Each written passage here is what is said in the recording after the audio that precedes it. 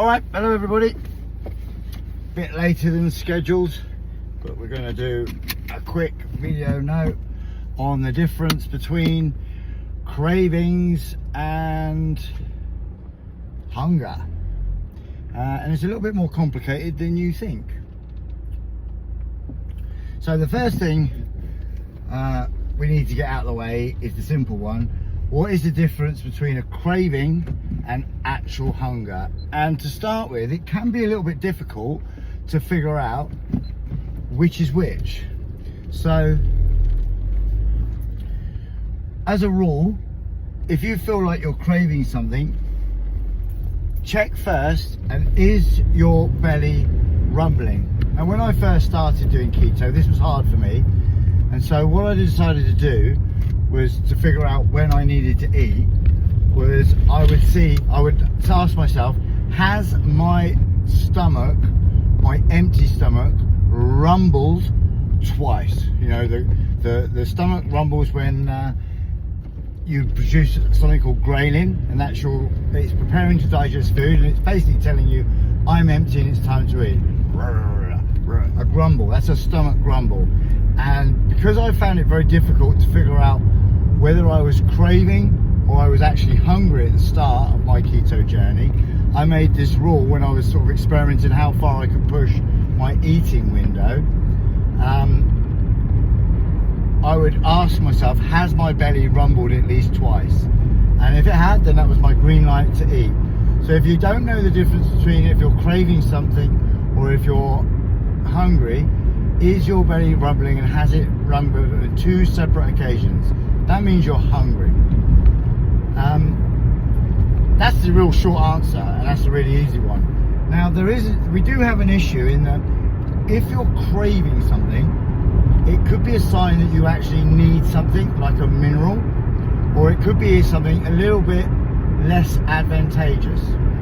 Example, if you've eaten your meal and you've finished your meal, you've had the set amount of calories you want to eat, and you're just craving something after you've eaten, like I need something, and if you actually might even feel a little bit hungry after you've eaten, that is not a great sign. That is a sign that your body is still having to deal with the hormone insulin, and even though you've eaten, your blood sugars have not returned to what they should have done through normal eating. So it's kind of like a red flag, particularly if you're craving something sweet after you eat. That's a red flag that you might be pre-diabetic, in that you should have eaten to satisfy yourself, and for whatever reason your body is not done. If you wake up in the middle of the night hungry, like I do, that's another red flag. That means your insulin levels are either staying too high or your blood sugar levels are dropping too low. So we need to be careful with craving. The other thing that it could mean is that you might be, sorry, there's a bloke right at my backside putting me off. You might be in need of a mineral, some kind of mineral or something. So the body has not really come to terms with the quite recent event of refined sugar. And one of the things it does when it craves for salt, it gets a kind of miscommunication when it's craving, and you are actually craving salt minerals. Your body can mistaken that for a sugar craving. So you feel like you're craving sugar, but what you could be craving is salt. So if you think it's time to, if you don't think it's time to eat, but you've got a really strong craving, you know you're not hungry, like I'm not hungry, that's 100% sure, but I'm really craving something, try a little dab of Celtic sea salt on the tongue and see if that knocks it on the head, or maybe a salty, like a bouillon type drink. If that knocks the craving straight on the head, then it is a mineral deficiency or a mineral craving that you have. More than likely magnesium, could be sodium. I recommend everybody takes magnesium because it's the one supplement that I could throw a stick at that guy that's just overtaken me. He's probably magnesium deficient.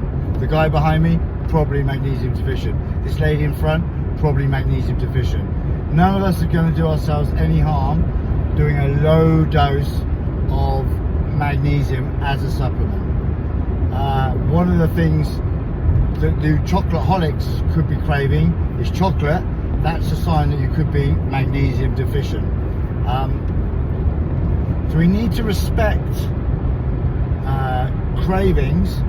We need to have good discernment whether this is a craving or is it hunger, so we can separate this, so there's a space in between those two.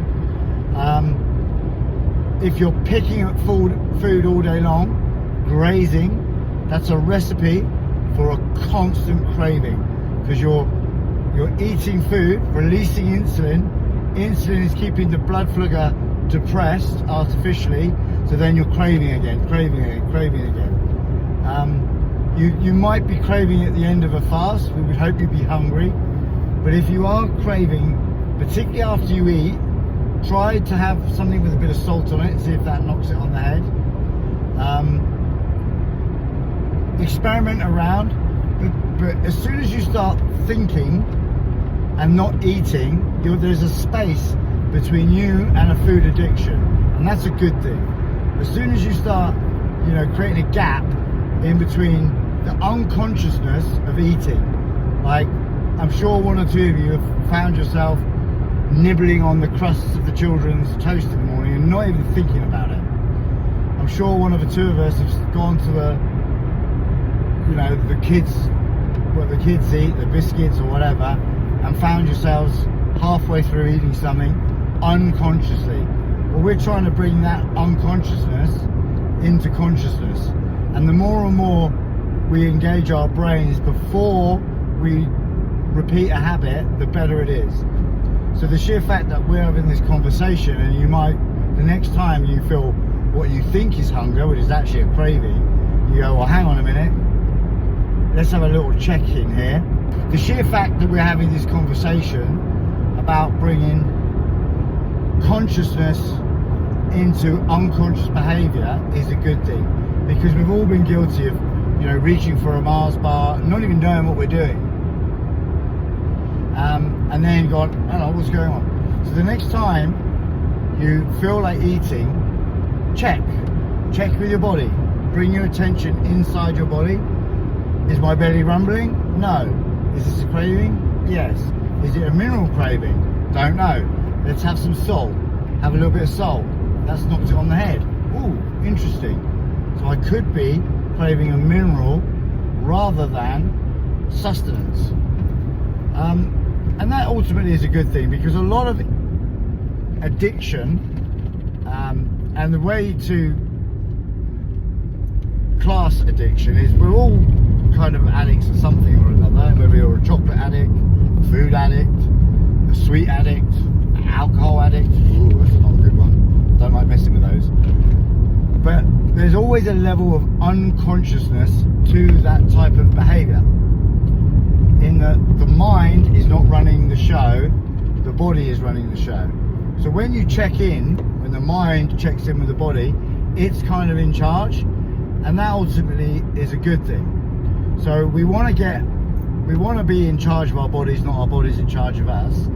And knowing the difference between cravings and hunger, sugar cravings and mineral cravings, post-meal sugar cravings, because that's insulin. By the way, all of these things, apart from the mineral craving, all these, the answer is to fast longer. So if you want to beat your craving for sugar constantly, the worst thing you can do is eat sugar, because as soon as you eat sugar, you raise your blood sugar, insulin comes and collects the blood sugar, and then the blood sugar drops, you crave carbs, you eat sugar, and the whole cycle is repeated. So being more conscious of that type of behavior and then fasting through it will actually ultimately eliminate it. And a lot of these symptoms on keto, the problem is, or the remedy is more keto, unfortunately. Like if you are someone that craves a lot of sugar, the quick answer is to eat sugar, but the long-term answer is to actually stop eating sugar, unfortunately.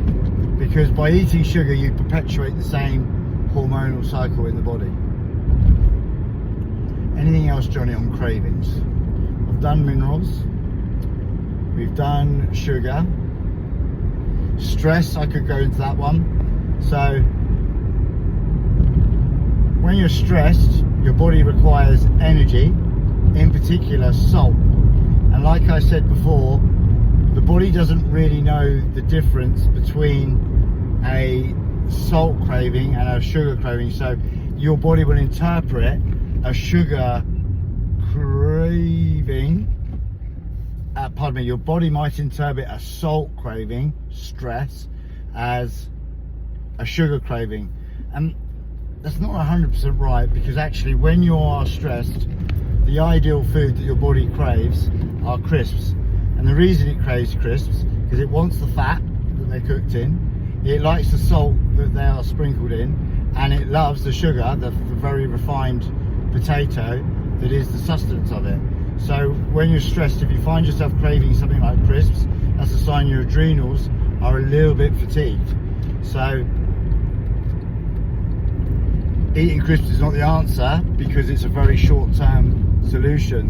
The answer is to support the stress with really good nutrition. So if you're like ultra stressed, it might not be the best idea to go on a really hard reducing weight plan. Sometimes if you're going through a high stress period of life, you're better off supporting the body with a positive energy and nutrient diet, which is very rare, because most diets are positive energy, but they're not positive in nutrients. Because as soon as you eat any refined carbohydrates, you actually rob the body of nutrients. So your average westernized diet these people are eating is not a positive nutritional diet, it's actually a negative. So you're actually robbing minerals at the body. The body will carry on, which is amazing. Yeah, you have to stop, mate.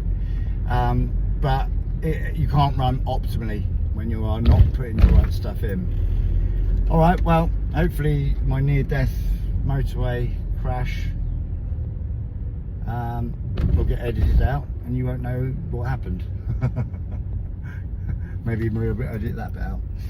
All right, well, I hope that helps on cravings versus hunger. Johnny out.